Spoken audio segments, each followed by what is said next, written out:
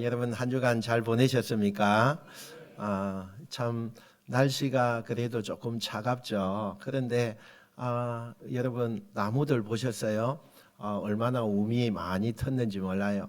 어떤 나무는 꽃이 피기도 하고 참 계절이 우리는 생각하기로 좀 춥다 생각을 하는데 자연의 위치는 정확하게 하나님이 또 움도 트게 하시고 또 우리에게 꽃도 보여주시고 참 좋은 그런 날들이 되어진다 생각이 되어집니다. 그런 와중에도 여러분 건강 유의하시고 또 감기가 굉장히 많이 유행하는 것 같습니다. 그러므로 여러분이 건강에 특별히 관심을 가져서 잘 챙기시면 좋겠습니다. 오늘은 우리가 디모데전서 2장 8절부터 우리가 말씀을 보고 있습니다. 오늘 주제는 그렇습니다. 예배는 어떻게 드려야 되는가? 또 우리가 교회 안에서 질서는 어떻게 행해야 되는가? 이 주제에 맞추어서 오늘 말씀을 잠시 나누려고 합니다. 우리가 종종 이런 말을 합니다. 예배는 마음이 중요하다. 정말 맞는 말이죠. 예배는 마음이 중요합니다. 왜냐하면 하나님은 중심을 보시기 때문에 우리의 마음이 어떠느냐 여기에 따라서 예배를 받으시는 분이시기 때문에 그렇다는 것입니다. 그런데 한 가지 질문을 우리가 던져볼까요? 마음만 있으면 예배가 온전하게 되어지는 것입니까? 마음만 있으면 예배가 온전해지는 거예요? 마음만 뜨거우면 교회 공동체가 건강하게 유지가 되는 것입니까? 우리가 이 질문에 한번 대답을 해보셔야 합니다. 여러분 학교를 한번 생각해 봅시다. 학생들이 공부할 마음은 많이 있는데 교실에 질서가 없다면 수업이 제대로 진행될 수가 없는 것입니다.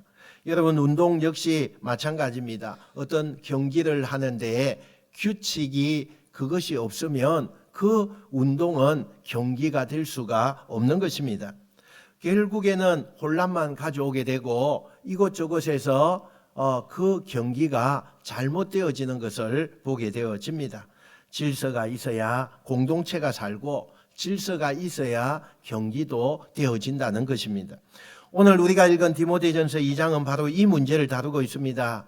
사도 바울은 디모데에게 교회의 공동체에게 어떤 것을 우리가 행해야 될 것이냐 아주 중요한 얘기를 합니다. 이 디모데전서는 교회가 어떻게 세워져야 하는가 이것에 계속적으로 가르침을 주고 있는 말씀입니다. 특히 에베소 교회는 당시 여러 가지 문제들이 있었습니다. 교회 안에 잘못된 가르침을 가지고 들어온 사람들이 있었어요. 그래서 여기저기에서 소그룹으로 잘못된 가르침을 하고 있는 것입니다. 얼마나 큰 문제인지 몰라요. 하나님의 말씀은 하나요. 하나님도 한 분이신데 그것을 잘못 가르치는 이들이 이곳저곳에서 나타나게 되었습니다. 또한 예배의 질서가 흔들리기 시작했어요. 예배가 예배답지 않고 마음의 혼란을 가져오게 되었습니다. 사람들은 자기 생각대로 행동하기 시작하게 되고 그 결과는 교회 예배가 점점 혼란스럽고 예배다운 예배가 되지 않는 그런 교회가 에베소 교회였습니다. 그래서 바울은 디모데에게 이렇게 말합니다. 아무리 교회가 교회라고 이야기하지만 그것에 운영되는 공동체가 아니라면 그것은 하나님이 세운 교회가 아니다 이렇게 말하고 있습니다. 하나님이 세운 공동체 즉 교회는 하나님께서 주시는 질서가 있어야 된다라고 말씀하고 있습니다.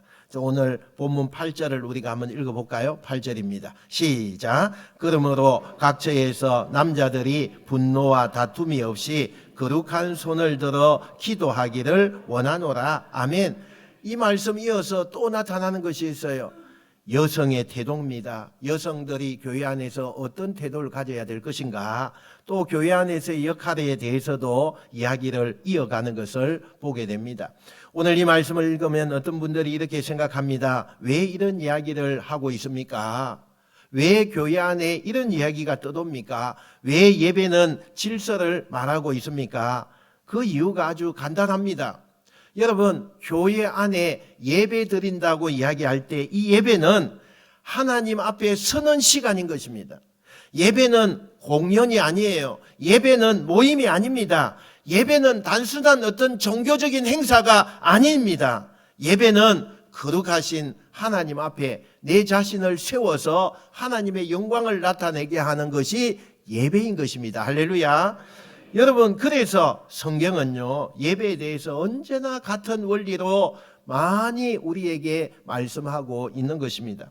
바울은 오늘 본문을 통해서 우리에게 중요한 질문을 던집니다. 우리는 어떤 태도로 하나님 앞에 서 있습니까? 이 말입니다. 우리는 어떤 태도로 하나님 앞에 나와서 예배 드리고 있습니까? 라는 거예요. 첫 번째는 하나님 앞에서는 사람의 마음이 먼저 정리되어야 한다라고 말씀합니다. 여러분 한번 생각해 봅시다. 사람과의 관계에서도 마음이 정리되지 않으면 대화가 제대로 이루어지지 않습니다. 관계가 막혀 있으면 저 사람과 대화하기 싫습니다. 그죠? 그렇죠? 내가 저 사람과 관계가 되어 있지 않는데 대화하려고 하면 어색하죠. 또 대화하는 것 자체가 싫은 것이 되어지는 것입니다. 예배도 마찬가지입니다. 예배는 하나님과의 만남입니다.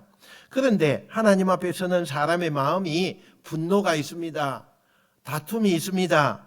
그러면 그것으로 가득 차 있다면 그 예배는 건강하게 하나님 앞에 서는 그런 제목이 될 수가 없는 것입니다. 그래서 바울은 예배에 대해서 말하면서 가장 먼저 너의 마음 상태가 어떻느냐 이렇게 얘기하고 있습니다.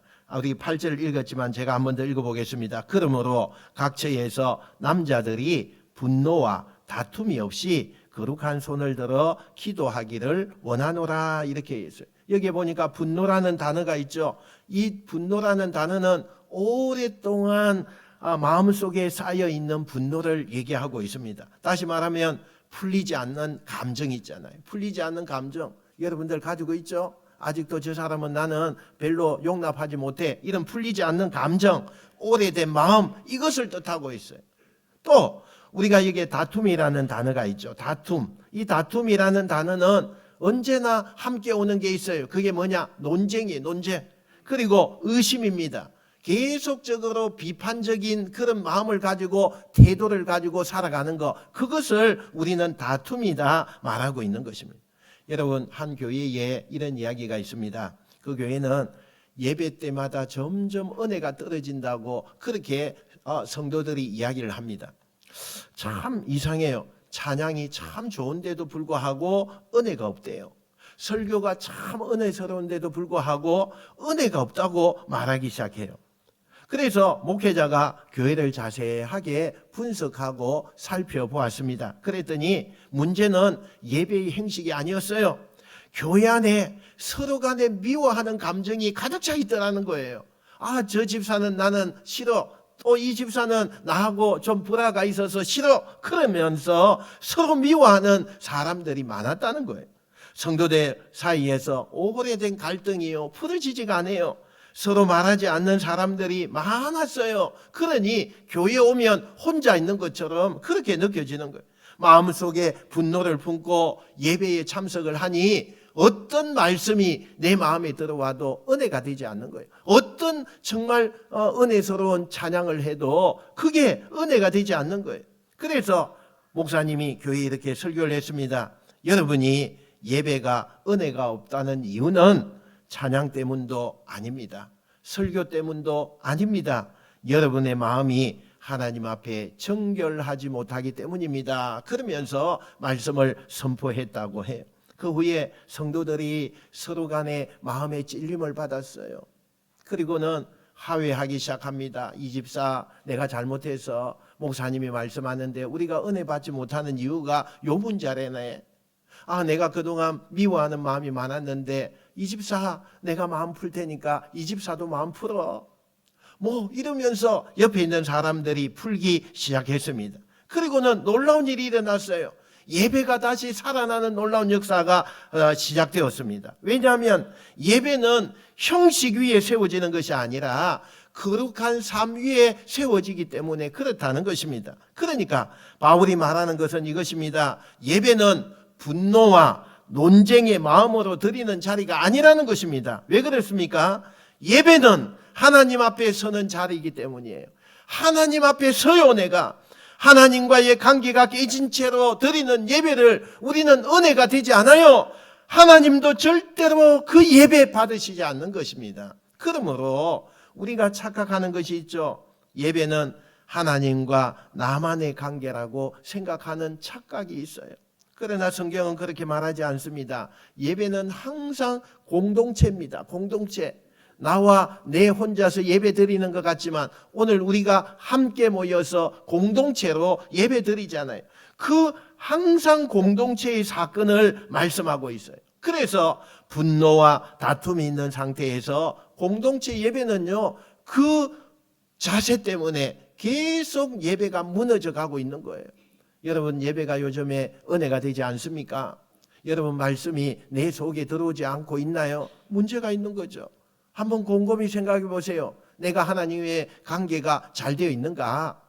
내가 정말 다른 사람, 내 이집사, 채집사 이런 분들하고 관계가 잘 되어 있는가? 한번 생각해 보셔야 돼요.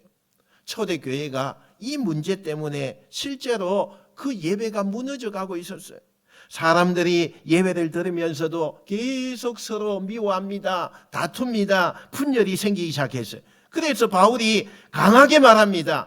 거룩한 손을 들어서 너희가 기도해라, 이렇게 말하는 거예요. 이 거룩한 손이라고 하는 것은 매우 중요한 표현입니다. 헬라어에 보니까 호시오스라고 되어져 있어요. 이 말은 하나님께 구별된 상태의 의미로 너희가 하나님 앞에 손을 들어라, 이렇게 말하고 있더라는 거예요. 여러분, 손을 든다는 것은 그 당시에 유대인들이 기도할 때에 쓰는 손이에요.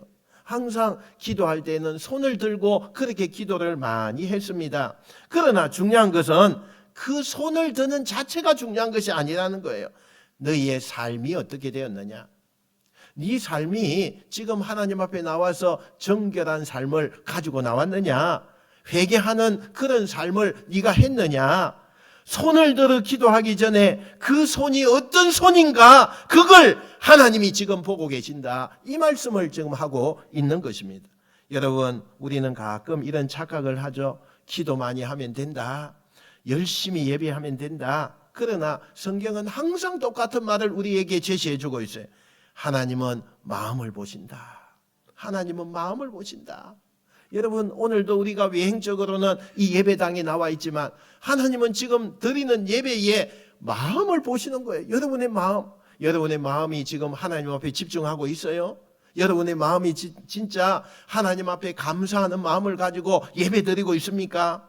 예배는 사람이 보는 어떤 것이 아니라 하나님을 향한 것입니다. 동시에 내 삶을 하나님 앞에 드리는 것을 예배다, 이렇게 말씀을 합니다. 그래서 예배는 단순히 한 시간 드리는 어떤 행사와 같은 것이 아닙니다. 한 주간의 삶이 모여서 하나님 앞에 올려드리는 사건, 이것을 예배다 말씀하는 것입니다. 그러므로 예배의 첫 번째 질서는 이것입니다. 마음의 질서예요. 그러므로 우리가 분노하는 마음이 있으면 내려놓아야 돼요. 다툼이 있는 마음이 있으면 내려놓으셔야 돼요. 용서하지 못하는 마음이 있으면 내려놓아야 합니다. 그럴 때 하나님 앞에 거룩한 손을 내가 들어 기도할 수가 있는 것입니다. 여러분, 정말 우리의 예배가 예배드리기 전에 내 마음을 먼저 내려놓고 진심으로 하나님을 찾고 예배하는 복된 여러분 되시기를 주님의 이름으로 축원드립니다. 두 번째는 하나님이 세우신 질서는 공동체를 보호한다는 사실이에요. 여러분, 교회는 단순한 모임이 아닙니다. 교회는 하나님이 세워주신, 그리고 영적인 공동체가 교회예요. 여러분, 우리 교회가 부강교회로 되어 있죠. 그러나 여러분, 하나님은 뭐라고 말씀하느냐? 너희가 교회다 그랬어요. 너희가 교회다. 내 자신이 교회예요. 영적으로 하나님이 세워주신 것이 교회예요. 그러면 부강교회는 뭐냐? 건물이죠, 건물. 그래서 부강교회 당이라고 이야기를 해요. 그러면 이 공동체가 하나님 앞에 예배드리는 정말 건강한 공동체가 유지되기 위해서는 반드시 필요한 것이 있는데, 그것이 뭐냐? 질서예요. 질서라는 거예요. 예를 들어보면 오케스트라를 우리가 한번 생각해 봅시다. 수십 명의 연주자가 함께 연주합니다. 바이올린, 첼로, 플루트, 트럼펫 아니면 타악기까지 다양한 악기들이 함께 소리를 냅니다. 만약에 거기에 지휘자가 없다고 생각해 보세요. 각자의 마음대로 연주한다고 생각해 보세요. 어떤 일이 벌어질까요? 그것은 음악이 아니죠. 소음이에요, 소음. 그러나 지휘자의 질서 아래에서 각 악기가 자기의 역할을 잘 감당해서 그 역할대로 잘 분담하게 한다면 아름다운 교향곡이 만들어지는 것입니다. 교회도 마찬가지예요. 질서는 사람을 억압하게 만드는 것이 그게 아닙니다. 공동체를 살려내는 것이 질서예요, 질서. 그래서 바울이 이어서 예배 공동체의 질서에 대해서 말씀합니다. 9절 한번 읽어볼까요? 자, 시작. 또 이와 같이 여자들도 단정하게 옷을 입으며 소박함과 정절로서 자기를 단장하고 따은 머리와 금이나 진주나 값진 옷으로 하지 말고, 아멘. 여러분, 이 말씀을 읽으면 어떤 분들이 이렇게 생각할 수 있습니다. 외모를 꾸며서는 안 되는구나. 여자들이 외모 꾸미어서 교회하면 안 되네. 이렇게 우리가 생각할 수 있어요. 그러나 바울은요, 말하려는 핵심이 있습니다. 그게 에베소 사회를 좀 우리가 이해해야 돼요. 그 지역에 어떤 사회에 그 영향력이 있고 특징이 있었느냐. 이 에베소라는 이 도시는요, 로마 제국에서도 매우 화려한 도시입니다. 왜냐하면 그곳에 신전이 있었어요. 아데미 신전이라고 하는 신전이 있었습니다. 그러면서 매번마다 종교의식을 행했어요. 종교의식을 하는데 그 종교의식 가운데는 화려함의 장식이 얼마나 많이 되었는지 몰라요. 외모, 과시문화 이런 것들이요, 그곳에 그냥 많이 표출이 되어 있었습니다. 당시 상류층 여성들은 머리를 높이 이렇게 올려서 닦는 것을 했어요. 여러분, 우리 옛날 영화 같은 데 보면 그런 거 많죠. 여자들이 머리를 아주 높이 그냥 따서 올리는 거예요. 근데 그 올린 데다가 뭘 장식을 하느냐? 금이나 진주나 보석 같은 것을 장식을 하는 거예요. 그러니요, 그 사람의 얼굴이 안 보이고 뭐가 보이겠어요? 예, 아주 높이 올라간 그 머리에 번쩍번쩍한 것을 많이 보게 되겠죠. 여러분, 그게 단순한 장식이 아닙니다. 이걸 많이 한 사람일수록, 더 귀한 것을 한 사람일수록 뭐가 돼요? 부가 얼마나 많은가라는 것이 그곳에서 나타나는 거예요. 신분이 과시되는 그런 문화가 에베소 지역에 있었다는 거예요. 이런 문화가 에베소 지역에서 뿐만 아니라 에베소 지역에 있는 교회까지도 그 문화가 들어오기 시작했습니다. 예배가 하나님이 중심이 되어야 되는데 사람이 중심이 되는 거예요. 막 금과 은과 보석들이 막 이렇게 장식이 된 것을 가지고 그렇게 교회에 들어오는 그런 일들이 막 일어나게 돼요. 그러니 사람들의 눈에 보이는 거잖아요. 그러니 어떻게 되겠어요? 야, 저 사람은 대단한 사람이다. 야, 저 사람은 부자다. 야, 저 사람은 값진 보배가 얼마나 나갈까. 이런 것들로 사람의 가시로 변화되는 그런 일들이 많았다는 거예요. 그래서 바울은 말합니다. 단정하게 옷을 입어라, 이렇게 이야기해요. 여기 단정하다는 말은 헬라어 보니까 코스미오스라고 적혀 있어요. 이 단어는 얌전하다 이런 뜻도 있지만 지금 여기에서 사용되는 것은 질서 있고 균형 잡힌 상태를 말씀하고 있는 거예요. 여러분, 이 단어에서 영어 단어가 나왔습니다. 뭐가 나왔겠어요? 코스모스라고 하는 단어가 나왔어요. 이 코스모스는 우주를 말하는 거잖아요. 여러분, 왜 우주를 코스모스라고 말할까요? 우주는요, 질서가 없으면 안 돼요. 여러분, 질서가 없으면 우주에 큰일 나게 되는 거죠. 여러분 보세요. 별들이 막 제 멋대로 막 움직이면 우주가 존재할 수가 없어요. 하나님의 창조하신 세계는 질서가 유지되고 그 질서 속에서 모든 것이 다 진행되니까 거기에 여러분 우리가 살고 있는 거예요. 바울은 바로 이 단어를 사용하고 있다는 거예요. 예배도 마찬가지라는 겁니다. 예배는 사람을 드러내는 자리가 아니라 하나님을 드러내는 자리가 예배라는 거예요. 내가 드러나면 안 돼요. 내 헌신이 드러나면 안 돼요. 내 헌신을 통해서 누가 드러나야 돼요? 하나님이 드러나야 돼요. 그게 예배인 것입니다. 그래서 우리의 외모의 화려함이 중심이 되면 예배의 중심이요 흔들려 버리고 만다는 사실입니다. 그래서 바울은 10절에서 이렇게 말합니다. 10절 우리 읽어볼까요? 자, 시작. 오직 선에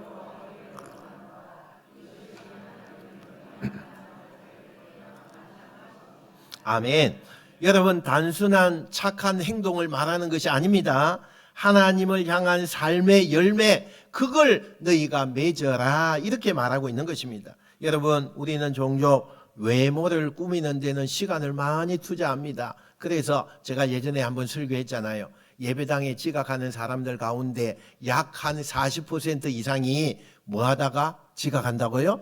외모 꾸미다가. 신랑은 아내의 외모 꾸미는데 기다리다가 같이 뭐 해요? 지각해요, 지각. 여러분, 우리는 외모 꾸미는데 많은 시간을 씁니다. 그런데 내 삶을 꾸미는 데는요, 시간을 쓰지 않습니다. 그러나 하나님 보시는 것은 외모가 아니에요. 우리의 삶을 보는 거예요. 우리의 중심을 보신다는 사실이에요. 사무엘상 16장 7절에 우리 잘 아는 말씀이에요. 읽어봅시다. 시작. 사람은 외모를 보거니와 나 여호와는 중심을 보느니라. 아멘. 여러분, 오늘날에도 같은 문제입니다. 같은 문제가 있어요.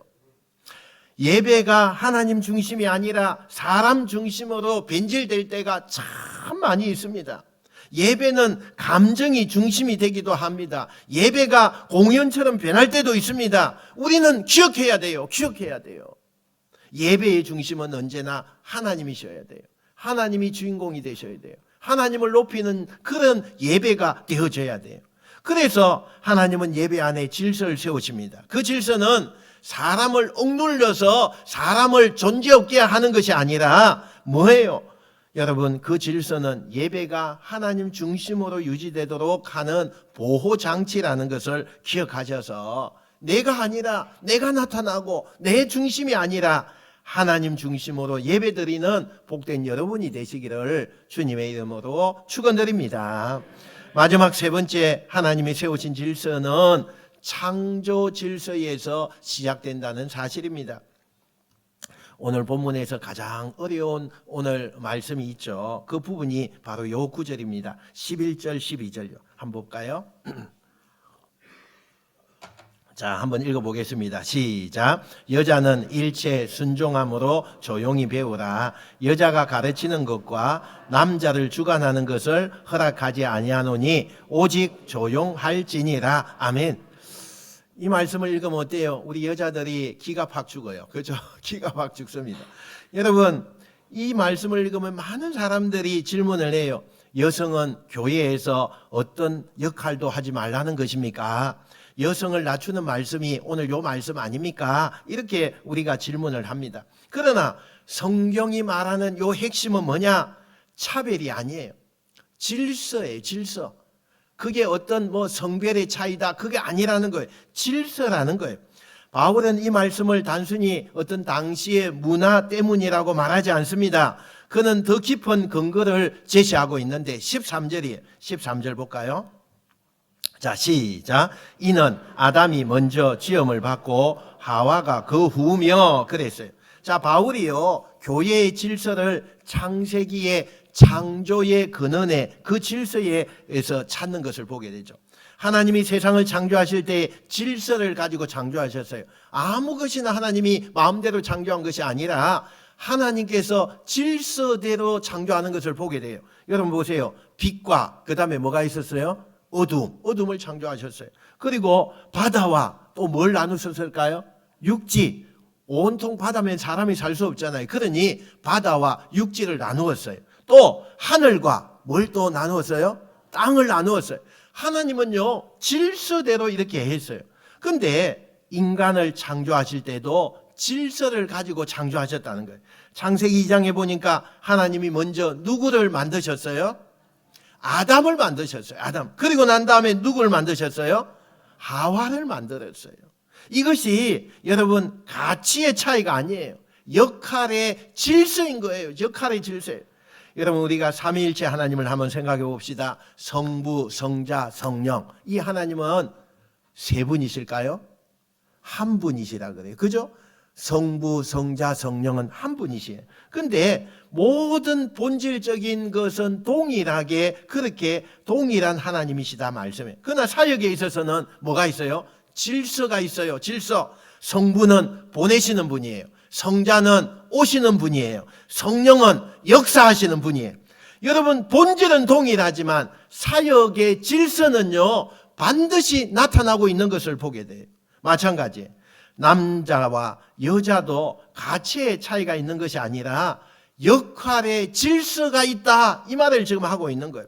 여러분, 갈라디아서 3장 28절 읽어볼까요? 자, 갈라디아서 시작. 너희는 유대인이나 헬라인이나 종이나 자유인이나 남자나 여자나 다 그리스도 예수 안에서 하나이니라. 아멘. 여러분, 구원받는 것에 대해서는 남자는 받고 여자는 못 받고 종은 못 받고 이런 것이 아니죠. 차별이 없어요. 하나님 앞에서는 모두가 동일한 하나님의 자녀다 말하고 있어요. 그러니까 공동체에 있어서도 질서가 있어야 된다. 그 질서가 무너지면 공동체는 혼란에 빠지게 된다. 이렇게 말을 하고 있습니다. 실제로 에베소 교회는 이 문제가 있었어요. 당시 에베소 여신 숭배 문화가 강한 그런 도시였어요. 아데미 신전이 있었고, 그리고 여성 종교 지도자들이요 많이 있었어요. 많이 있었어요. 이 문화가 교회 안으로 들어오기 시작하면서 권위와 질서가 흔들리는 문제가 생겨났습니다. 그래서 바울은 교회 공동체가 세상 문화가 아니라 창조의 질서 위에 서야 한다, 이 말씀을 지금 굉장히 강조하고 있는 것입니다. 그래서 본문 11절에 여자는 일체 순종함으로 조용히 배우라, 이렇게 했어요. 여자는 일체 뭐함으로? 순종함으로 조용히 배우라. 여기에 중요한 단어 있죠. 배우라는 말이에요. 배우라. 이 단어는요, 명령형입니다. 그냥 너희가 뭐 선택권이 있는 것이 아니라 무조건 배워라, 이 말이에요. 굉장히 중요한 의미가 있습니다. 당시 유대 문화에서 여성이 정식적으로 교육을 받지 않았습니다. 교육을 받는 것이 흔하지 않았어요. 웬만한 사람은 교육받지 못했어요. 그런데 바울은 오히려 어떻게 하느냐? 여성도 배우라는 거예요. 여성도 배우라는 거예요. 이것은 당시 문화에서 굉장히 혁명적인 그런 말입니다. 여성도 말씀을 배우고 성장해야 한다, 그 말씀을 하고 있습니다. 그러니까 이 말씀의 핵심은 억압이 아니라 질서 속에서 성장하는 공동체가 되어야 된다라는 것을 말씀하고 있는 거죠. 여러분, 하나님이 만드신 모든 체계에는 질서가 있어요. 태양이 제멋대로 움직이면 지구는요 존재할 수 없어요. 다 타버려요. 중력이 사라지면 우리는 어떻게 되죠? 날아다녀야 되죠. 서서 못 다녀요. 여러분, 우주는 질서로 유지되는 거예요. 교회도 마찬가지입니다. 질서가 있을 때 공동체는 건강해지는 것입니다. 그래서 하나님은 예배에도 질서를 주셨어요. 고린도전서 14장 40절에 이렇게 바울이 이야기합니다. 한번 읽어봅시다. 시작. 모든 것을 품위 있게 하고 질서 있게 하라. 아멘. 여러분, 여기에 품위 있고 질서, 요 질서라는 요 단어는 헬라어 단어에 뭐로 되어 있느냐? 군대라고 해놨어요. 군대. 여러분, 군대에서 사용하는 것이 뭐예요? 질서입니다. 질서. 군대는 질서가 깨지면요 군대가 존재할 수가 없어요. 마찬가지로 교회도 질서가 있어야 건강하게 세워진다 말씀하고 있습니다. 여러분, 우리는 때때로 자유를 오해합니다. 질서가 있으면 자유가 그게 없다고 그렇게 생각을 해요. 그러나 사실은요 그 반대입니다. 질서가 있을 때 진짜 자유를 누리게 된다는 사실입니다. 사랑하는 성도 여러분, 다음 주일 예배를 준비할 때 우리가 토요일 밤에 준비하는 것이 아니라 월요일부터 준비하는 예배자가 되시길 바랍니다. 할렐루야. 말씀을 붙잡고 기도로 준비하고 하나님 앞에 거룩한 손을 들어서 예배하는 성도가 되시길 바랍니다. 그럴 때 하나님은요 우리의 예배를 기쁘시게 받으시는 거예요. 그리고 하나님이 기쁘시게 받으시는 그 예배 위에 우리 교회와 우리의 삶을 더욱 아름답게 세워주시는 것을 믿으시길 바랍니다. 여러분, 예배를 회복하셔야 돼요. 여러분, 예배 회복이 있어야 돼요. 여러분, 예배를 준비하는 그런 사람이 되어야 돼요. 예배를 사모하셔야 돼요. 그리고 하나님의 질서 위에 세워진 거룩한 예배를 우리가 드려야 돼요. 예배를 한다고 하는데 아니에요. 예배는 드려야 되는 거예요. 드려야 되는 거예요. 그때 하나님께서 우리의 신앙을 새롭게 하시고 우리 교회를 다시 세우실 것입니다. 예배를 통해서 하나님을 만나는 귀한 역사가 일어나게 되고 믿음이 회복되는 은혜가 여러분 모두에게 나타나셔서 여러분 매일의 삶이 천국을 맛보고 매일의 삶이 하나님이 주시는 복된 삶으로 나아가시는 여러분 되시기를 주님의 이름으로 축원드립니다. 축원드립니다. 기도하겠습니다.